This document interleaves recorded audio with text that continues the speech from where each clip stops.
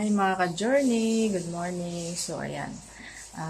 It's Sunday today. So, mayroon kaming kunting salo-salo dito sa bahay dahil may advance pa-birthday kami sa aming bunso. So, galing na kami sa labas ngayon at bumili kami ng aming lulutuin. At syempre, hindi mawawala yung cake kasi alam nyo naman pag bata mas ma-appreciate nila yung pag sinabing birthday ay may cake. So, binila namin siya ng cake. So, update namin kay mamay mga ka-journey sa ibang kaganapan sa kanyang birthday. So, stay tuned. See you later. Hello mga ka-journey. Magandang tanghali. Ayan. Ang aking Diyosawa ay nabili siya dito mga ka-journey. Nililinis niya yung mga ilalim. Tsaka ina-arrange niya yung mga lagayan ng upuan.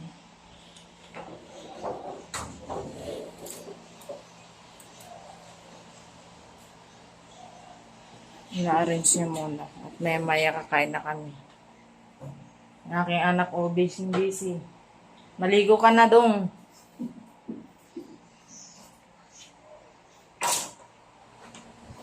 Update namin kayo mamaya mga ka-journey sa aming ganap.